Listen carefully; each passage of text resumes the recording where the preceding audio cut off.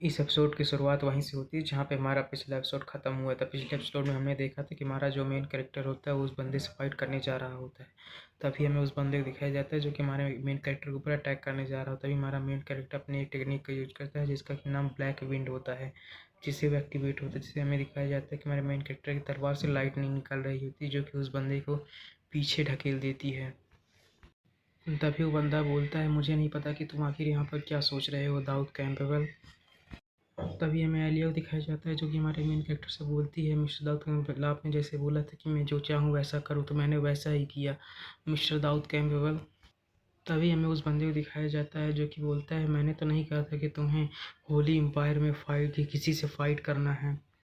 तभी हमारा main character उसकी बात सुनकर ये बोलता है, यह कोई फाइट नहीं बल्कि मैंने तुम्हें डुएल के लिए चैलेंज किया और इसमें कोई कुछ भी नहीं कर सकता है, इसमें कोई इंटरफेयर नहीं कर सकता, यह हमारा केवल एक डुएल है। और हमारा मेन कैरेक्टर बोलता है, सबसे पहले वही प्रीस्ट ही बहुत ही ज़्यादा उत्तेजित हो गया और मेरे ऊपर अटैक करने के लिए आगे बढ़ा, इसमें मेरी कोई गलती नहीं है, मैं तो बस इससे केवल डुएल करना चाहता था। इसके बाद हमारा सीन शिफ्ट होता है और हमें प्रिंसिपल ऑफिस का सीन दिखाया जाता है जहाँ भी प्रिंसिपल उससे बोलती हैं वह कोई नॉर्मल प्रीस्ट नहीं था, वह बैटल फील्ड का प्रीस्ट था विदाउट कैंपेबल। तो प्रिंसिपल की ये बात सुनकर हमारा मेन कैरेक्टर बोलता है, कोई दिक्कत नहीं, मेरे पास क्रिश्चियन फैमिली का एक लीडर है जिसके कारण वो मुझे मेरा कुछ भी नहीं बिगाड़ पाएंगे। और हमारा मेन कैरेक्टर बोलता है, इसीलिए जो मैंने जो कुछ भी किया उसकी पूरी जिम्मेदारी रॉयल फैमिली लेगी। तभी हमें प्रिंसिपल को दिखाया जाता है जो कि शौक होते हुए बोलती हैं कि क्या तुम सच में कह रहे हो कि इसकी पूरी जिम्मेदारी इंपीरियल फैमिली लेगी ना। तभी तो प्रिंसिपल होती हैं बोलती हैं कि वैसे भी वो जो सेंट है वो रॉयल फैमिली से बिलोंग करती, इसीलिए हमारे हाथ बंधे हुए हम उनका कुछ भी नहीं कर सकते। लेकिन क्या तुम सच में उस बंदे से डुएल करना चाहते, क्या तुम इसके लिए सच में तैयार हो ना। तभी हमारा मेन कैरेक्टर बोलता है कि आपने बोला था कि मुझे जितनी भी डेविल वेसल्स उन्हें अपनी ओर करना है और उन्हें जीतना होगा, तो मैंने यूरिया को लगभग 50% तक जीत चुका हूँ। लेकिन उस समय जब वो मैंने डुअल के लिए चैलेंज किया था तब वहाँ पे यूरिया भी थी और यही सबसे बड़ा मुद्दा है। तभी हमें प्रिंसिपल को दिखाया जाता है जो कि मेन कैरेक्टर की ये बात सुनकर बहुत ज़्यादा हैरान हो जाती हैं और बोलते हैं, क्या तुम सच कह रहे हो, क्या यहाँ वहाँ पे यूरिया थी, यूरिया का तो वहाँ पर बिल्कुल भी नहीं होना चाहिए था, ये तो गलत हो गया।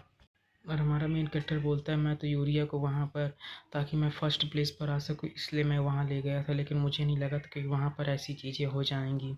वैसे तभी हमारा मेन कैरेक्टर बोलता है, वैसे भी सभी डेविल वेसल्स को सेड्यूस करने के लिए आपकी ये आधे अधूरे काम बिल्कुल भी काम नहीं करेंगे। वैसे भी हमें इस दुनिया को जितने भी डीमन से उन्हें बचाना है, तो आपके लिए कि ये बेकार सी प्लान इसमें कोई काम नहीं आएंगे।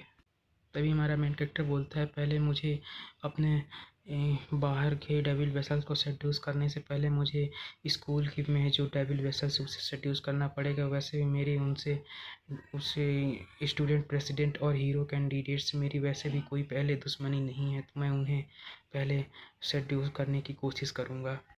तभी हमारा मेन कैरेक्टर बोलता है, मेरा कहने का मतलब ये नहीं था, मैं कहने का मतलब था कि मैं अपनी स्कूल लाइफ को थोड़ा बहुत जीना चाहता हूँ और कुछ दोस्त बनाना चाहता हूँ और इन बेकार के कामों में मैं नहीं पड़ना चाहता अभी के लिए। तभी जो हमारा मेन कैरेक्टर होता है हेडमास्टर से बोलता है कि जो आपने मुझे करने के लिए बोला था हेडमास्टर, मैं उसमें पूरी तरीके से फेल हो चुका हूँ। तभी जो हेडमास्टर होते हैं बोलते हैं, चूँकि तुम्हारे डुएल का चैलेंज पूरे होली एम्पायर में फैल चुका है, तो मुझे लगता है जो होली एम्पायर का पोप है वो भी हमारी एकेडमी में जल्द ही आने वाला है इस डुएल चैलेंज को देखने के लिए। साथ ही में टी हेड मास्टर ये भी बोलते हैं, मुझे नहीं पता कि तुम आखिर क्या प्लान बना रहे हो, लेकिन तुम्हें पोप से सावधान रहना चाहिए और तुम्हें उसके बारे में दोबारा सोचना चाहिए क्योंकि पोप बहुत ही ज़्यादा डेंजरस हो सकता है। और प्रिंसिपल कितना कहते हैं, हमारा ये एपिसोड यहीं पे ख़त्म हो जाता है। अगर वीडियो अच्छी लगी तो लाइक कमेंट सब्सक्राइब जरूर करें और अगले वीडियो के लिए वेट करें। Thanks for watching.